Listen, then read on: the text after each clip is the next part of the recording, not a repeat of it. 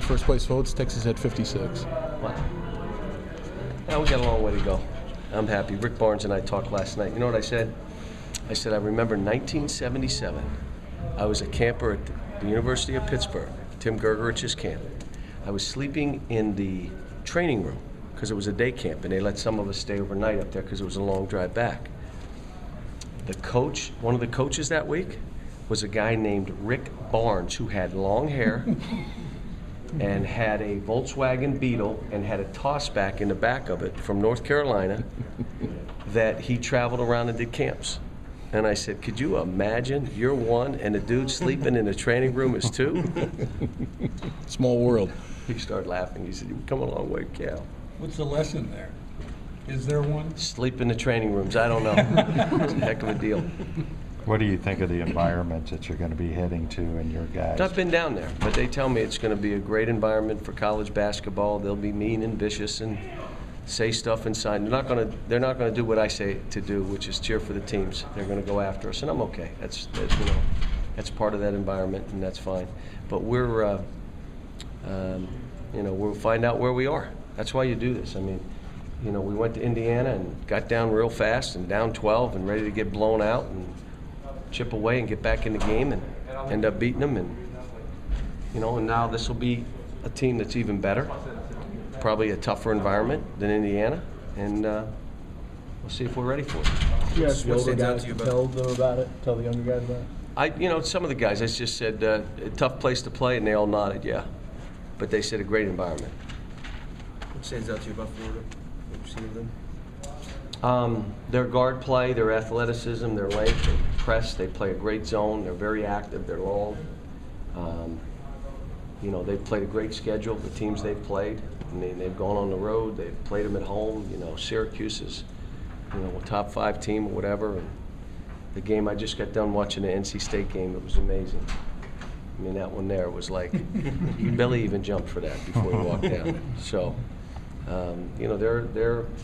it's like Georgia, and it doesn't matter how they play to this point. When they play us, it'll be one of their best games of the year. We expect it. It's just how it is. If you put on this uniform, you play at this program, that's what you better expect, because that's what's going to happen. Do you tell your guys to guard the 75-footers? Just don't foul. Give him a 4-pointer. What about Boynton? What do you think of Boynton? Very good. I recruited him. I spent a lot of time recruiting him, and he's a very good player. Can score, can handle it, tough. Got a toughness to him that I like. Still thinking about starting Liggins? I'm not going to do it because I think we need him coming off the bench, but he and Daniel will be the first 2 subs. So when you talk about 7 now, he's worked his way into that 7. And then I'll go from there. How do you think Daniel's doing this year? Doing fine. He and I watched his tape together. So I'm going to start taking more of a personal interest in his stuff, and he will watch the tape with me. And it was really simple stuff. Could you have gotten that ball? Yeah. Okay, you didn't. Could you have grabbed that with 2 hands? Yeah, you didn't. Now that is a great post-up. You see how you moved the man and then scored. You see it. Now, do you see you could have had that ball? Do you see how you played there where you stopped playing? Do you see it? Yeah. Okay, we're good. Let's go on. You got to change and be better. So it's when I do it. One of the things I told them yesterday. The people around you that want to be close to you, I'm not talking families, are going to feel how you feel. If you're happy, they're happy. If you're sad, they're sad. If you're mad, they're mad. Because they want to get close to you. Are you hungry? Nah, I'm not either. The dude hadn't eaten for a day and a half, but he ain't hungry now because you're not hungry. If you're hungry, he could have eaten 15 minutes ago. He's hungry. He's going to go eat again. You can't buy into all the stuff around you.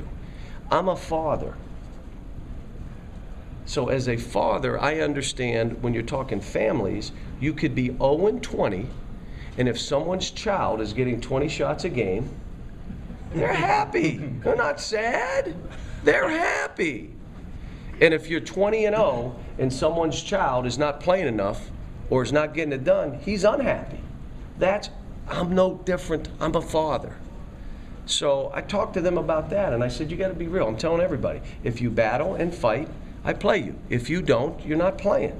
If you play tentative, you're not playing. Play, ball. If you can't, don't say it's me taking you out. I'm telling you before you walk in. You don't dive on that floor. You don't mix it up. You get pushed around, shoved into the cheerleaders. You're out.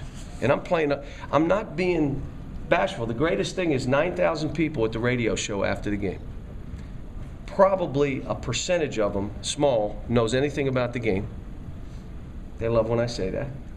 But they all knew that when I subbed a player, there was one guy that fought like crazy. In unison, they said Liggins. Anyone can see that. Either you're a battler or you're not. That's what we're trying to get to, 50-50 balls. You know the tape that I showed them yesterday? Was us shooting foul shots. Now you say why? Because I wanted them to see their effort on the second free throw that they made to attempt to rebound it. That's a 50-50 ball.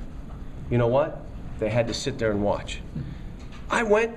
You said in the game, you went. Now let's watch. Watch how hard you go. Did you go? No, I didn't go. The tape doesn't lie. So there were things like that we got to shore up. You know what? We got a long way to go. This is a great challenge, playing against a great coach. Billy's a great coach and a good friend and a program that's been there, done that, in an environment that's going to be outrageous, which it should be. And we got a young team going in. We're playing 4 freshmen and 2 sophomores now in our top 7.